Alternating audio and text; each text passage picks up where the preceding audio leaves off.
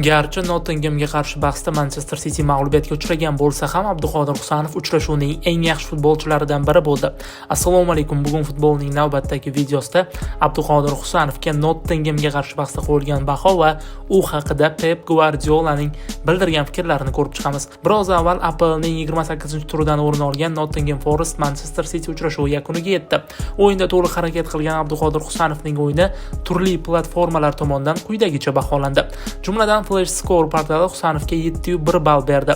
Ta'kidlash lozim, bu shaharliklar himoyachilari orasida eng yuqori ko'rsatkich. SofaScore esa Abduqodirga 7.3 ball berdi. Bu boshqa himoyachilarga qaraganda ikkinchi ko'rsatkich. Yoshko Guardiolga 7.4 ball berilgan.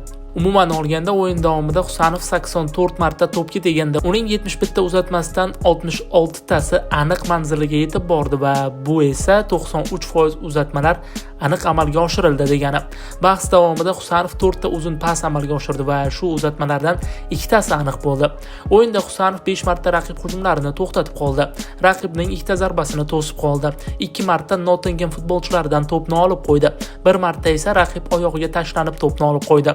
Umuman olganda Husanov bahsda Cityning eng yaxshi futbolchilaridan biri bo'ldi va bejizga fevral oyida shaharliklar tarkibidagi eng yaxshi futbolchi bo'lmaganini isbotlab qo'ydi. Manchester City bosh murabbiy Josep Guardiola Nottingham Forestga qarshi o'yin oldidan jamoa himoyachilari bilan bog'liq vaziyat haqida gapirib, Abduqodir Husanovni alohida ta'kidlagandi. Ko'plab himoyachilar jarohat olib, uzoq vaqt maydonga tusha olmadilar. Qishda jamoani himoyachilar bilan kuchaytirganimiz yaxshi. Agar shunday bo'lmaganida vaziyat ancha og'irroq bo'lardi.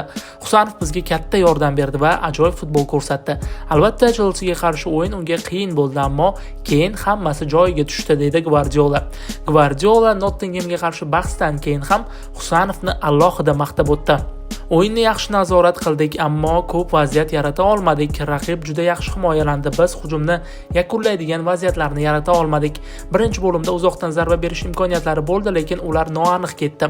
Bugun raqibga juda kam imkon berdik. Birgina vaziyatdan oson foydalanib ketishdi. Himoyada yaxshi o'yin ko'rsatdik. Husanov darhaqiqat yaxshi o'ynadi. Bizda boshqa futbolchilar yo'q, ammo shunga qaramay yaxshi futbol ko'rsatdik. Husanov maydonda bo'lgan vaqtda ham Ziyash bilan ham o'yinimiz yaxshi chiqyapti. Bizda Chempionlar Ligasi yo'llanmasini qo'lga kiritish uchun yana 10 ta uchrashuv bor, 10 ta final. Endi keyingi o'yinga tayyorgarlik ko'ramiz, dedi Guardiola. O'yindan keyin ko'plab mediada Husanov Beckenbauer deb ta'riflanib, mashhur germaniyalik himoyachi Franz Beckenbauerga qiyos etildi va bu ham futbolchimizning Nottinghamga qarshi bahsda ancha yaxshi o'ynaganidan dalolat beradi. Manchester Cityning keyingi o'yini 15-mart kuni APL 29-turi doirasida o'z uyida Etihadda Brightonga qarshi bo'lib o'tadi. Bahs Toshkent vaqti bilan 20:00 da boshlanadi.